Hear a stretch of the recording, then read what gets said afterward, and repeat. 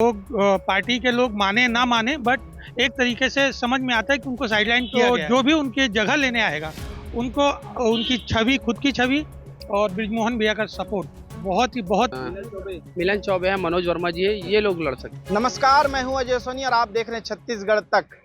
रायपुर की एक सीट दक्षिण अब फिर से चर्चा में है। कारण है बृजमोहन अग्रवाल का विधानसभा से जीतकर लोकसभा में जाना।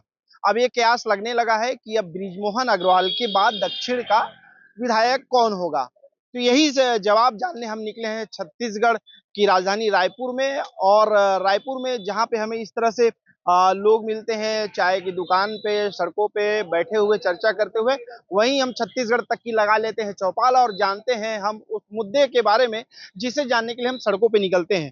सर, क्या नाम है आपका? देव दीवान कुर्रे। देव दीवान कुर्रे। क्या पॉलिटिक्स में इंटरेस्ट है? जी। भैया, गाड़ी चालू हो गई आपकी?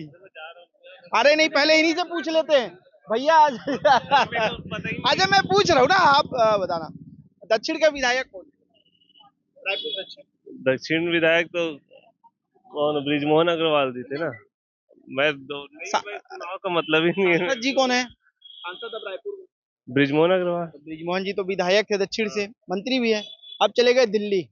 अब दक्षिण से क्या लगता है, उनके जगह पे उनके परिवार से होना चाहिए या परिवारवाद से बाहर होना चाहिए? आपको क्या लगता क्या वो कन्हैया अग्रवाल, कन्हैया अग्रवाल, क्या कृष्णा अग्रवाल, क्या नाम है ना, वो हो सकते हैं भाई। है? अब कौन है वो? छोटे भाई बोल। अभी बता रहे थे मैं पॉलिटिक्स के बारे में कुछ नहीं जानता और सीधे भाई तक आ गए। है ना?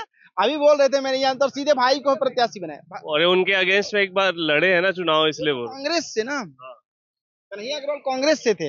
मैं उनकी जगह पे पूछ रहा हूँ कि बृजमोहन अग्रवाल की अब खाली हो गई सीट, वो अब दिल्ली चले गए सांसद, उनकी सीट अब खाली हो गई, तो क्या लगता है उनके परिवार से ही कोई भाजपा का उम्मीदवार बनना चाहिए या परिवार से बाहर का? मैं ये पूछ रहा हूँ। बाहर का ही कोई बने। बाहर का बनना। क्या करते हैं आप?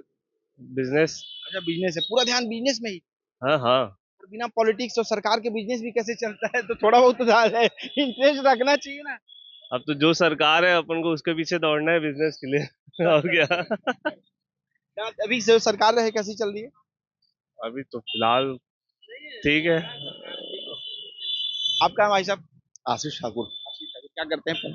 मैं राजनीति और पॉलिटिक्स के बिजनेस दोनों। अरे बैठिए तो सुन तो लीजिए, आपके दोस्त क्या कह रहे हैं। दोबारा कभी चर्चा करें तो जरूरत पड़ेगी, क्यों? क्या लगता है, बृजमोहन जी मंत्री हैं अब, थे मतलब इस्तीफा दे दिया दोनों पद से, अब वो सिर्फ सांसद रह गए, तो तय है कि दक्षिण के लिए चुनाव होना है। क्या लगता है दक्षिण में उनकी जगह कौन भरपाई कर सकता है?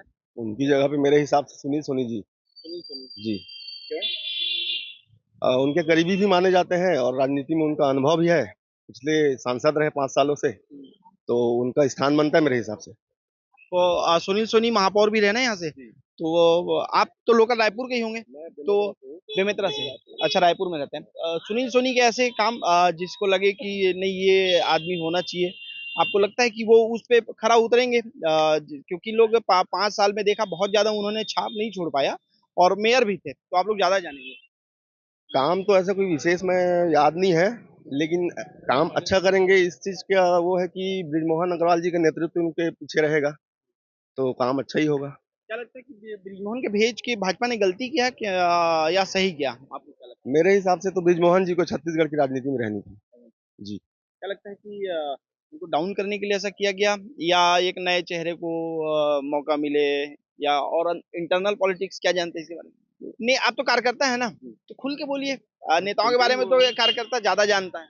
नहीं, वो चीज तो नहीं है कि किसी को खत्म करने के लिए भारतीय जनता पार्टी ऐसी राजनीति तो करती नहीं है। बस ये है कि बृजमोहन अग्रवाल जी छत्तीसगढ़ के एक बड़े बड़े चेहरे थे, तो उनको छत्तीसगढ़ में राजनीति करनी थी। तो कई लोग कहते हैं कि उनके परिवार से आना चाहिए, तो क्या उनके फैमिली से भी अभी तक तो पॉलिटिक्स, उनकी जो राजनीतिक विरासत है परिवार से संभालते हुए कोई दिखा नहीं है, पर अचानक आ जाए तो क्या लगता है कि उनके परिवार से भी संभावना है? नहीं नहीं, मैं परिवारवाद का विरोध करता हूँ और परिवार से अगर कोई भी सदस्य चुनाव लड़ते हैं तो मुश्किल है। जी। क्या लगता है कि इस बार कांग्रेस को मौका मिल गया है क्या, क्योंकि दक्षिण वो पिछले 8 बार या 2008 के बाद परिसीमन में आई है, उसके बाद से कभी जीत नहीं पाई है, उसको लगता है कि बृजमोहन जी के बाद खाली हुआ तो वो अब बराबर मुकाबला टक्कर का दिखेगा? वो तो फिर प्रत्याशी के ऊपर डिपेंड करेगा कि प्रत्याशी कौन होता है दोनों तरफ से। क्या कहेंगे सर आप, बृजमोहन जी की जगह पे मेरे हिसाब से मुझे तो दो कैंडिडेट दिखते हैं, एक सुनील सोनी जी और दूसरा वहाँ पे सक्रिय नेत्री है मीनल छगन चौबे जी। वो भी मुझे पार्षद है ना। हाँ वो भी हाँ वो भी अच्छी कैंडिडेट दिखती हैं। वो जो बराबर विपक्ष के जो भी कैंडिडेट खड़ा होगा उसको अच्छी टक्कर दे सकते हो। अच्छा, अब तो बीजेपी जो कैंडिडेट उतारे उसके लिए एक ये भी समस्या हो सकती है कि बृजमोहन अग्रवाल का जो ऑरा है उस ऑरे को भी लेवल तक पहुंचने का भी एक चैलेंज रहेगा। जो भी अगर वहां से प्रत्याशी उतरे जो भी प्रत्याशी उतरेगा उसको बहुत ज़्यादा मेहनत करनी पड़ेगी, क्योंकि कहीं न कहीं वहाँ की जनता जो है जिन्होंने बृजमोहन अग्रवाल पे भरोसा जताया था दोबारा, उनको जिताया और उनको साइडलाइन किया गया है।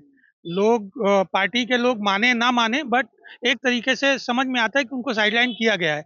ना केंद्रीय नेतृत्व में उनको जगह मिली, अब वो एक सांसद के तौर पे बस रह जाएँगे। तो जो भी उनकी जगह लेने आएगा उनको उनकी छवि, खुद की छवि और बृजमोहन भैया का सपोर्ट बहुत मैटर करता है। क्या लगता है कि कुछ लोग उनका भाई का भी नाम ले रहे हैं कि उनके भाई उनके जगह चुनाव लड़ सकते हैं, ऐसी भी है क्या? नहीं, ऐसा अभी तक तो उनके परिवार से पॉलिटिक्स के लिए सक्रिय कोई दिखा नहीं है और कोई फ्रंट चेहरा भी नहीं है उनका। तो बहुत मुश्किल है और शायद वो भी प्रेफ़र नहीं करेंगे। बृजमोहन भैया भी प्रेफ़र नहीं करेंगे अपने घर से किसी को उधर से लड़ाना। आपका क्या है मत है इस इन भाई साहब के बात को लेकर आपका क्या मत अब देखिए, अब भारतीय जनता पार्टी किसको उतारती है कैंडिडेट, वो तो पार्टी संगठन तय करेगी। है? चेहरे तो चर्चा में रहते हैं कि ये चुनाव लड़ सकते हैं। वैसे मैं आपको समझ गया हूँ कि अब कांग्रेस के कार्यकर्ता हैं, है ना? उस लिहाज से ठीक है, मैं कांग्रेस पे भी आऊंगा। बट बृजमोहन की जगह पे क्या लगता है कि उनकी भरपाई कौन कर सकता है? सुनील सोनी जी हैं जैसे, और अपना वहाँ के पार्षद है जो मिलन चौबे। मिलन चौबे है, मनोज वर्मा जी है, ये लोग लड़ सकते हैं चुनाव। कई नाम आ रहे हैं कि संजय श्रीवास्तव जी का भी नाम चल रहा है और एक दो और नाम चल रहे हैं, है ना? हाँ, संजय श्रीवास्तव का नाम चल रहा है। और कौन है? और तो नहीं है इसके अलावा ज्यादा, बट लेकिन संजय श्रीवास्तव भी प्रबल दावेदार है वहाँ के। संजय श्रीवास्तव हो गए, उसके बाद धरसींवा से विधायक थे देवजी भाई पटेल का भी नाम चल रहा है, सुनील सोनी का भी नाम चल रहा है। मेरे अनुभव के हिसाब से तो सुनील सोनी जी को मिलेगा वहाँ से टिकट। वहाँ का सोचना भी बहुत टफ है। टफ है। रीजन ये है कि बृजमोहन जी के अलावा आज तक वो उधर उस सीट के लिए किसी और को देखा ही नहीं गया। तो अभी आकलन करना कि कौन बेहतर रहेगा बहुत मुश्किल है।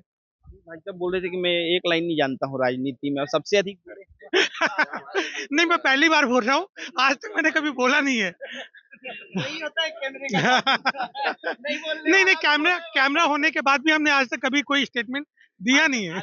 हाँ, आज पहली बार दे रहे हैं। छत्तीसगढ़ तक का मंच कैसा है? आप क्या कहेंगे सर?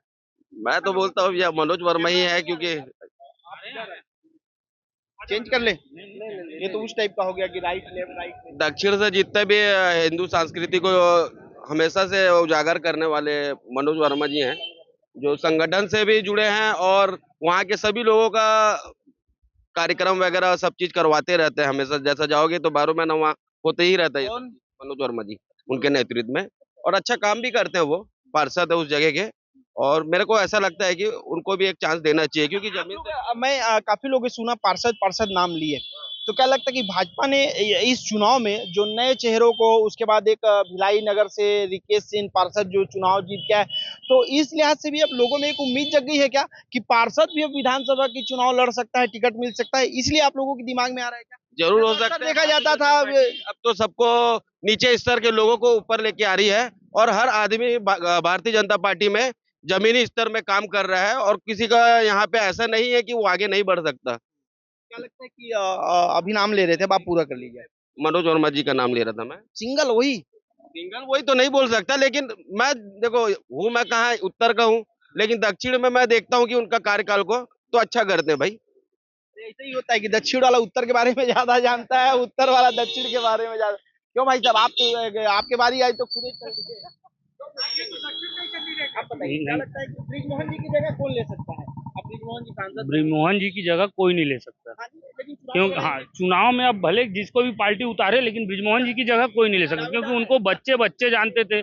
बुजुर्ग जो है बहुत पुराने वहाँ के कैंडिडेट रहे हैं और हमेशा जीत के ही आए हैं उस क्षेत्र से। दावेदार में अगर बात करें तो बृजमोहन जी की जगह पे कौन कौन दावेदार लगते हैं? देखिए, हम लोग सिर्फ अनुमान लगा सकते हैं, जैसे सुनील सोनी जी हो गए, और भाई ने कहा मनोज वर्मा, मिनल चौबे, ये हो सकते हैं जो उस क्षेत्र के हैं पुराने और सक्रिय रहे हुए हैं। बाकी तो सब पार्टी जानेगी। लेकिन क्या लगता है कि बृजमोहन जी के बाद जो भी चुनाव लड़ेगा उसके लिए मुश्किल राह आसान नहीं होगा?